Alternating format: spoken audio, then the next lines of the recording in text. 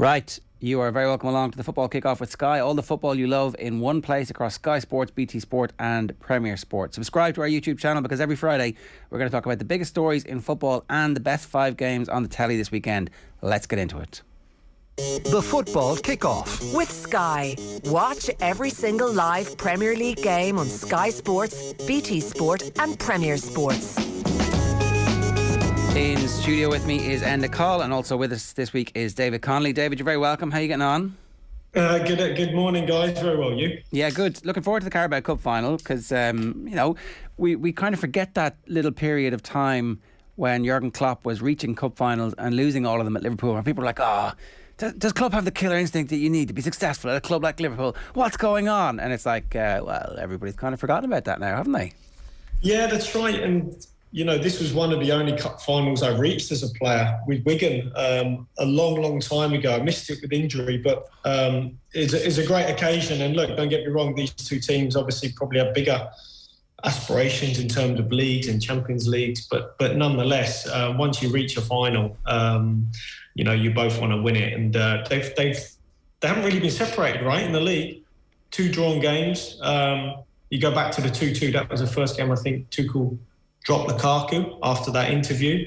So they've been very tight affairs, and I imagine it's going to be another one like that. Yeah, it's funny you bring up the dropping of Lukaku. Would you pick him this weekend, or would you drop him this weekend, given how well they're playing without him at the moment? Well, that's probably a what did he cost? £90 million question. Look, he's not afraid to make big calls, is he, Tuchel? So it wouldn't surprise me if he brought him back in. It wouldn't surprise me if he brought him back in. I think Kai Havertz is a terrific player. I think he's done well down through the middle, but it wouldn't surprise me if he did bring Lukaku back. Our flash poll, we asked who is going to win the Carabao Cup final this weekend. Unsurprisingly, a big Liverpool vote got mobilised, and it's 3-1, 75-24. What do you think is going to happen, Enda? Yeah, it's an interesting one. I think Chelsea are in the perfect bad form to lure Liverpool into a false sense of security going into this final. But I think, you can't look past Liverpool in the form that they're in at the minute. They're almost in league winning form at this point. On the Lukaku situation, it's a poker match between Tuchel and himself here. He holds all the cards. He can make the decision. He knows whether he's bluffing if he puts Lukaku onto the pitch. And if you look back at the big decisions for like Premier League managers in finals, you think to the Pochettino Harry Kane debate in the Champions League final. He put Harry Kane on, it completely backfired. You think to Pep Guardiola again, does he go for an all-out attack, or does he play Rodri, who is their best player and was their best midfielder that year? He went all-out attack, it backfired. So I think Tuchel just has to trust his instincts here. They're playing better without Lukaku in the team. Doesn't matter if he costs 90 million. That's for Abramovich, who might be in a bit of trouble regardless. So that's for Abramovich to get angry about, that he spent 90 million. That's not for Tuchel to care about how much he costs. I think you have to go without him. Okay, you're saying that the team is better without him at the moment. I think the team is playing better without him. The system doesn't suit Lukaku all that much, and Havertz has earned his right to be in the main spot this weekend, so why not? David, is there a world in which Havertz can play with Lukaku in the team? Look, he can obviously play out wide, but he's I think he's better, I think, when he's more central. But I think to get him in the team along with Lukaku, he'd have to play out wide, probably on the left. But I guess he's also got a decision to make at the other end of the pitch, right? Because if you go back to Kepa, probably this cup final a couple of years ago was when we had the infamous Kepa refusal to come off the pitch. So, and who will be the goalkeeper? So I think at both ends of the pitch, Tuchel has got a few decisions to make. And, it's a very unsettled Chelsea team compared to Liverpool. I saw Chelsea live at Crystal Palace, and to be honest, they didn't play very well. And only the substitutes came on and really made a difference. Kovacic, and suddenly they could break lines with their passing. He was excellent. Alonso came on, and they had much more of a threat going down the left because, Sarr is not really an attacking left wing back. So, the subs made the change, really helped them. And I think they're going to have to play a lot better than they have of late, which is going to be difficult because, as Enda says, it's up against the Liverpool side who are in great form. That's the thing, really. Like to sit here and predict that Chelsea are going to win, you do need a bit of a bad performance from Liverpool and a slightly out of character performance from Chelsea at the moment, where it's not that Chelsea are going through the motions, or it just feels like there's some kind of significant blockage in their play. And maybe it's players coming back from injury and a more settled side, and the midfield trio, the first choice midfield trio reasserts itself as the best midfield combination in European football, which it was for like 5 or 6 weeks at the end of the season last year. Yeah, is that to me? Yeah, absolutely. I mean, look, on their day, we know the talent that midfield three have for Chelsea, but they've had a very busy programme. They've been travelling, obviously, to the Club World Cup. They came back from that, obviously buzzing on a high. I think the issue for them is at the other end of the pitch, whether they've got enough to withhold the Liverpool attack, because the front unit, I mean, he's got an abundance of options now, right? He's got an abundance with Diaz coming in and having the impact that he's had.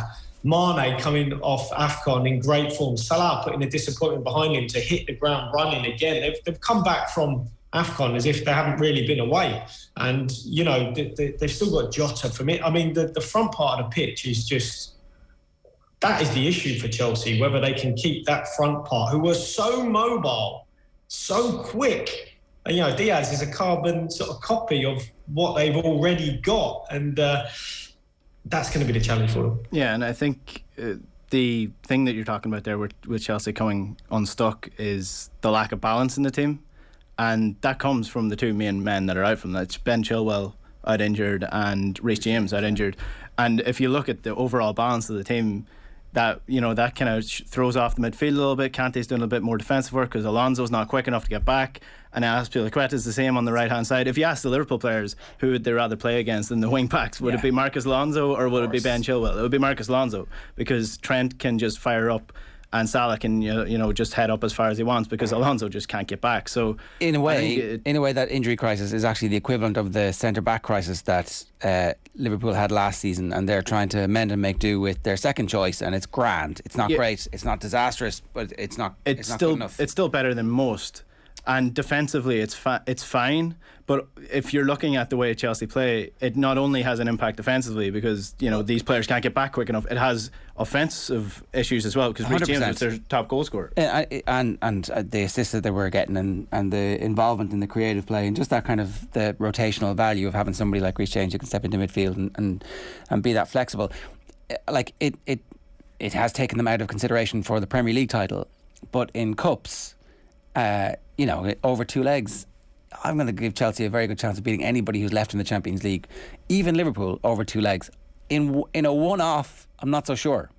Yeah, one-off games are different to 2 legs as well. And I guess if you're looking at Champions League form, you're saying, yeah, Chelsea still, fairly comfortable winners against Lille, but money talks. The teams with the most amount of money generally tend to win, even if they have injuries. So Liverpool, Chelsea, they're fairly level on that end, and Liverpool have better players at the minute. So I that's why I'm leaning Liverpool. Yeah, the one caveat I think, David, would be if somehow Klopp picks the wrong team or picks players in the midfield area who are slightly out of form or don't quite match up. And even as I'm saying that, I'm thinking, well, if that happens, he's just going to change it, because the midfield bench is so strong at the moment that if you're out in any way, if you're off by a couple of percent, there's a replacement who's ready to go that can change the style or match what you're supposed to be doing.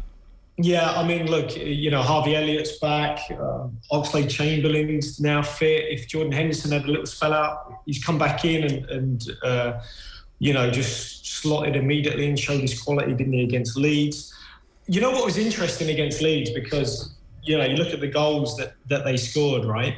And you might have listeners who could go and watch this now. Go and watch on YouTube the quick highlights of Liverpool against Leeds, the first game, and they scored a carbon copy goal with Joel Matip bringing the ball out of defence against how Leeds played man to man, and they scored the exact same carbon copy goal the other day. And you just think, look, the point being, and Tuchel is lauded for his tactical awareness. But you know what? Jurgen Klopp is also, he's much more than just someone on the side who's an aggressive cheerleader. Like, he's vociferous, we know that. But how they picked apart Leeds and how they played man to man, they utilised that again with their centre halves, bringing the ball out from the back.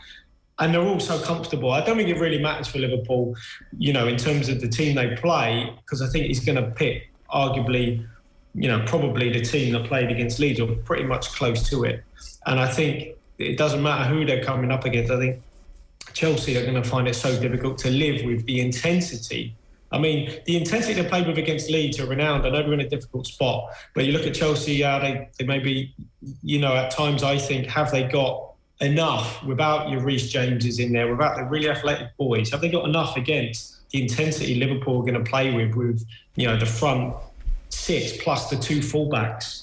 It's so much energy and intensity they play with that it's going to be hard, I think. Yeah, like if you think about it like that, and if you're Tuchel thinking about it like that, picking Lukaku in that circumstance was difficult, because he's not going to give you anything.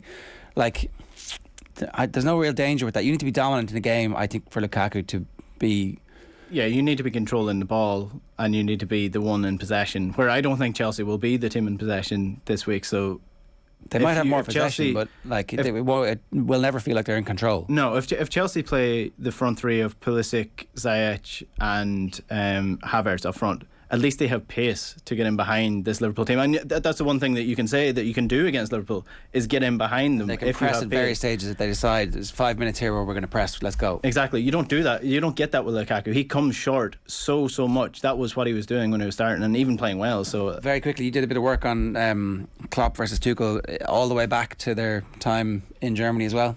Yeah, so this game is, it kind of throws up the narratives of the protege versus the leader, and like that's what Klopp was to Tuchel for a long time. I find it interesting because we're now at a point where Tuchel is a man of his own, and he's no longer the protege. He's won a Champions League. He is who he is. So this is the first final that they're sort of going into this as equals. So there was all the talk about Tuchel being, the third best manager in the world. Can he make that leap against Klopp? I think this is his time to prove it. I've lost my sheet with all the stats. All right, in 16 finals, Klopp has been in. Sorry, I'll do this better one here. They've met 17 times. Klopp has won 9, Tuchel 3. Those 3 wins have been in the last 4 games. So it's like, I'm going to beat you, and then the story of Oedipus, you kill your father. Tuchel has won 8 of his 13 finals and has won 3 out of 4 finals as Chelsea manager. Klopp has won 6 of his 16 finals. So Klopp's record in finals was abysmal. It's getting better, and I don't think Klopp wants to lose this. I know, as you said earlier, David, a trophy at this stage of the season, it's nice little ego boost for everybody. It's a nice thing just to keep everybody happy, especially when you've got a giant squad. Yeah, and look, obviously they won the Club World Cup, so we know that. But I think there's a couple of injury question marks. I don't know if Ziyech and Kovacic are going to be fit anyway. Loftus-Cheek, if he's looking at coming in, he came on against Crystal Palace, and Thomas Tuchel was berating him because he kept giving the ball away. So they might have an issue in the middle of the park, I guess. If you've got Jorginho, I guess in reserve, he'll come in if Kovacic doesn't make it. But I think it's going to be. I look at that back line and it's great, and I'm a huge fan of Thiago Silva, and he's an incredible centre half. But the pace in their team is on Rudiger's side. If you look at the other side of the pitch, with Christensen and Thiago Silva, I just worry for them that they wouldn't have enough pace to deal with, where Liverpool are going to be attacking into, and that might be a problem for them, I think, at the weekend. All right, that's our preview of Chelsea against Liverpool in the Carabao Cup final. It kicks off at 4:30 on Sunday on Sky Sports. The football kick-off with Sky, all the football you love in one place across Sky Sports, BT Sport and Premier Sport. Let's get into the rest of the games this weekend. Leeds against Spurs kicks off at 12:30 on BT Sport. Manchester United against Watford is live at 3 o'clock on Premier Sport, and it's Everton versus Manchester City at 5:30 on Sky Sports. To start with Leeds against Spurs, What do you think is going to happen at Spurs after Antonio Conte's wild post-match press conference, where he basically said everything is up for grabs here, including how the club assessed me and how I assessed the club? I know he's emotional and I know there's a language issue, but it didn't sound like he was full sure he was going to be there the next day, let alone next season. Yeah, I mean, wow. If a player had made an interview like this, as we've seen with Lukaku, he'd be dropped. So he is emotional. I think, obviously, after the great performance and win against Man City, it was testing conditions, no doubt. Burnley had done their homework, put in, Ben Mee, the best header of the ball, up against Romero. They were a threat every time they slung the ball in the box. It just seemed like, and if you recall, I think I said on this last time I was with you, Jay, that I felt Burnley would get out of the bottom. Yeah. And since then they've won 2 games on the bounce. Now they might not, because other teams, Newcastle, are picking up points, etc. But I think they've got a very good manager. I think Weghorst is an excellent player for them, and I felt this was always a potential bit of a banana skin for them. It's difficult going to Turf Moor, pouring down with rain, tough conditions. They expended a lot on the Saturday,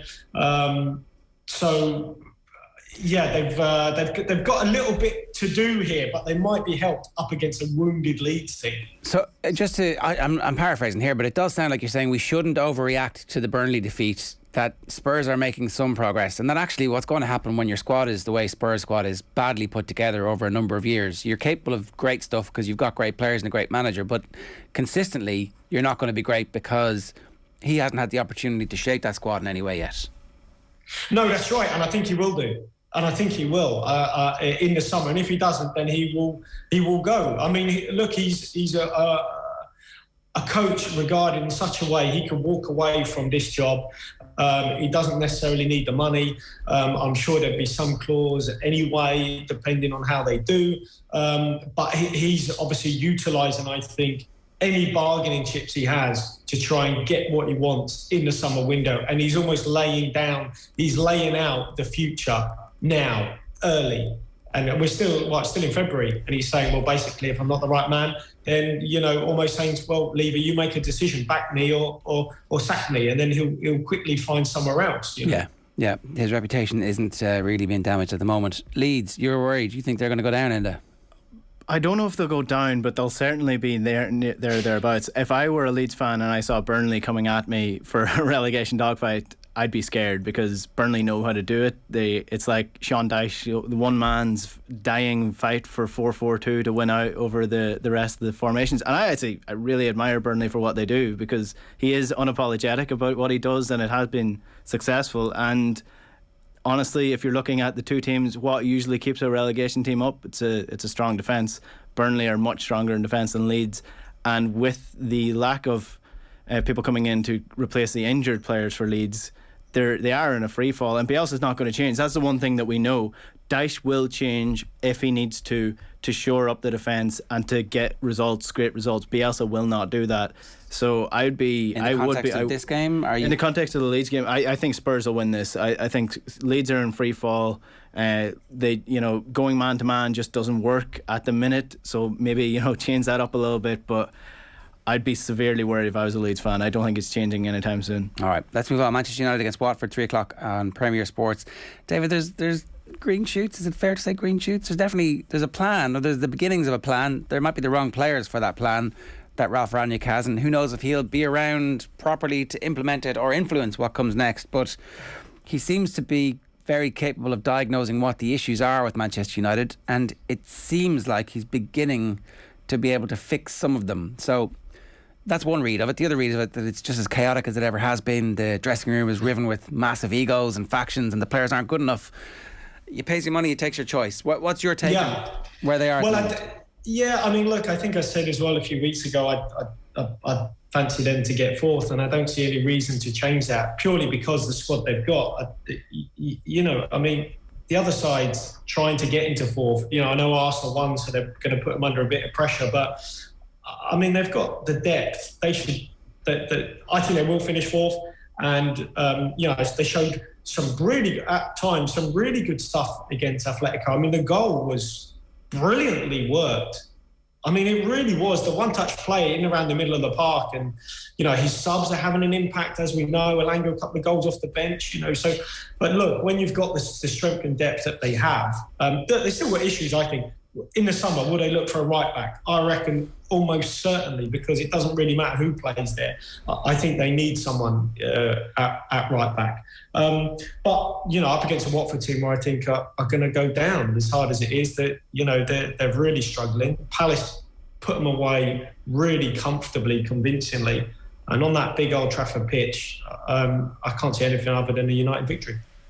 Yeah, I'd agree. The Elanga relationship's quite interesting with Rangnick. He spoke after the game, after the Champions League game, and just signs of a really intelligent young player who does his homework. He spoke about the Oblak situation, his positioning in the box, and how he had studied that he doesn't like going down low to his left, that he leaves too much space over at the right hand side of the goal, and that's where he put the goal. So I mean, he clearly knows what he's doing, and there's rumours that Elanga and Jadon Sancho are the two players that Rangnick said are suitable for the type of football that he wants to the overarching philosophy of the club that he would essentially bring United into if he was the director of football, or the whatever he's going to be next year. What's he going to be next year? What do you know? Who knows? An advisor.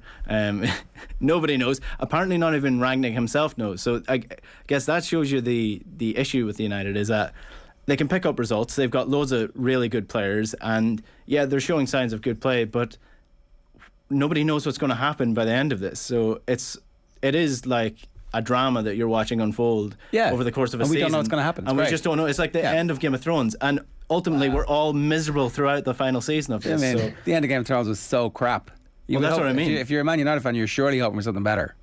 No, well, that's what I'm saying. We were hoping for something better. This was supposed to be, the final season of Game of Thrones where United finally, eclipse the kings of the Premier League, whereas actually we've just been left a little bit disappointed with what has happened over the course of the season, and the ending is nearly in sight. We just can't wait to get to it.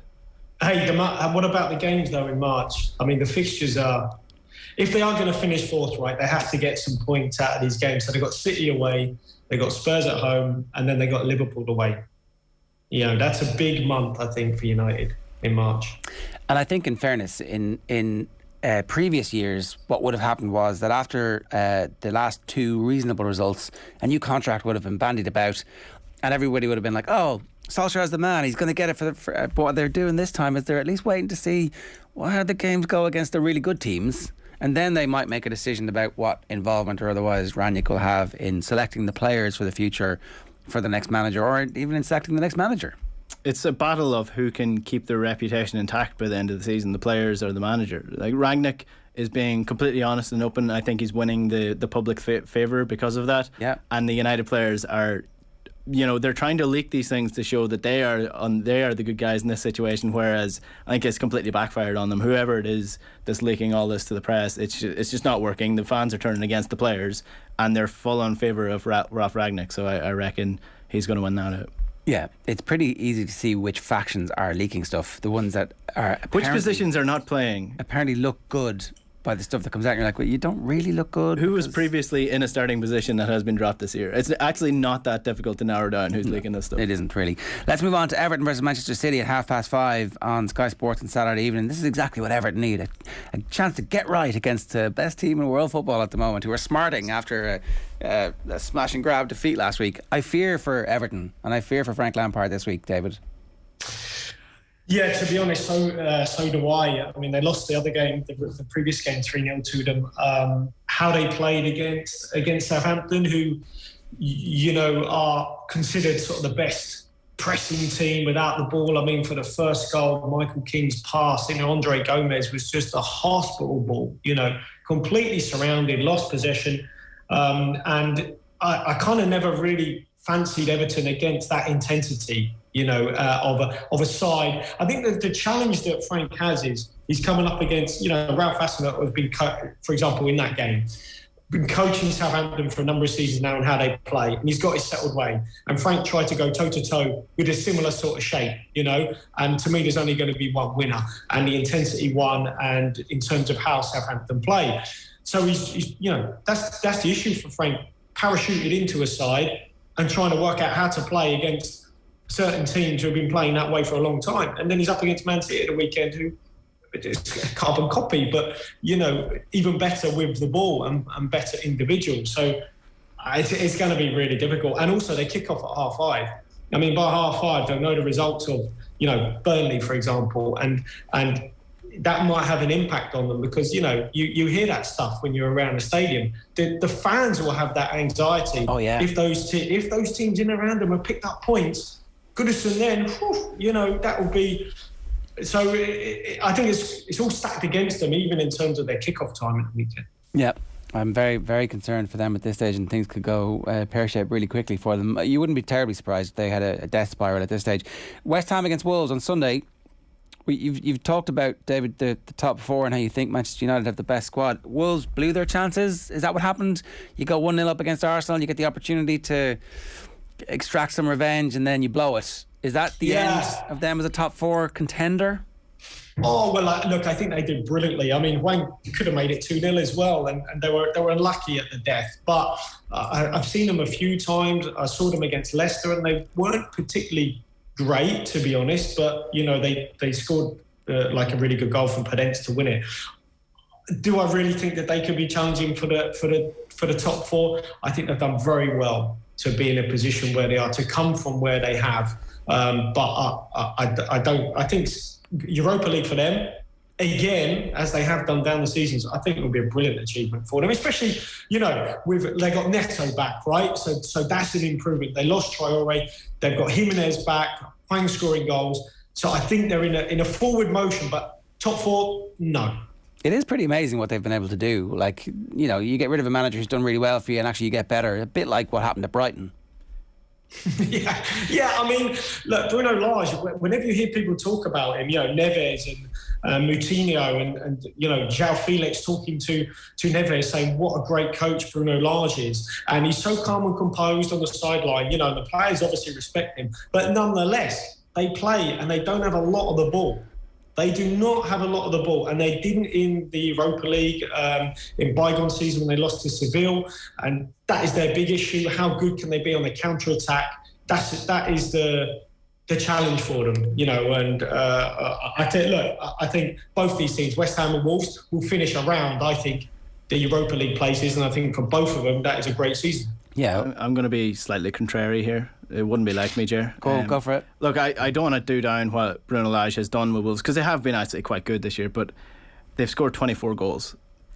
So for me, they are the beneficiaries of other teams doing badly, as opposed to them overachieving and being worthy of a Europa League spot. That's how you can't like that's how football works, obviously. Yeah.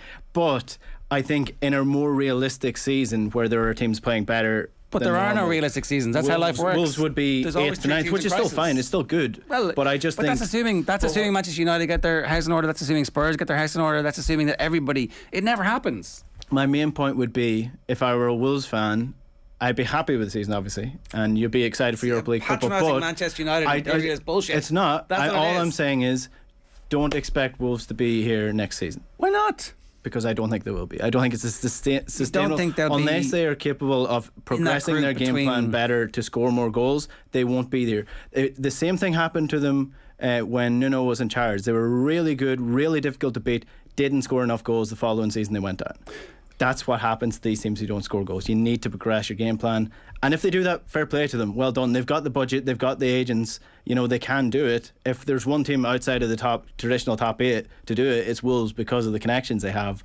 But what I'm saying is, don't get overly excited about it. It's a bit hard. Yeah, I think there's something in that, only because I've seen so much of Wolves, right? And they're not a ball possession team. And, you know, Nelson Semedo and Ait Nouri, I Ait Nouri was a little bit better, but against Leicester, the both of them were pretty disappointing. And you need so much from your wing-backs in this shape, you know, to keep Kilman, Cody and Saiss back behind the ball. It asks a lot of that front part of the pitch, and to be efficient with your goal creation. And, you know, they don't score a lot because invariably for the last few seasons, they've been a counter-attacking team. They don't have the pace of Traoré. They're not a ball. They're not the most athletic in the middle of the park. Neves and Moutinho. So they sit deep and they try and hit you on the counter and be lethal in that way. And that relies on that front part of the pitch being super economic with what they got, and that's a big challenge. Well, we'll see how they get on against West Ham on Sunday. That game is live on Sky Sports at 2 o'clock. It's also live on OTB Sunday with Jessica Farry and Keith Tracy on commentary duty. Our five-a-side team this week, we put Mendy up against Alisson. I'm not sure if that's going to be a battle from goalkeepers who are actually taking part in the game, but Alisson won anyway. It was Struijk versus Dyer. Struijk won, but only by 22 votes out of the 700. It was Ali versus Silva. Silva won. It wins in a landslide there. Elanga versus Sarr. Elanga won. You said it was just the Man United fans getting out to vote for him, but I think that, you know, there's a bit of life there. And Benrahma versus Podence, and Benrahma won that one, I think, fairly comfortably as well. If you want to get involved in that vote, get onto our Instagram, and you can choose your five-a-side team made up of players competing in our selected games every week. The football kick-off with Sky, all the football you love on one place across Sky Sports, BT Sport and Premier Sport. We're live every Friday at around about 10:30. We'll see you soon. David, thanks a million. Enda, thank you. Cheers. Cheers, guys. The football kick-off. With Sky. Watch every single live Premier League game on Sky Sports, BT Sport and Premier Sports.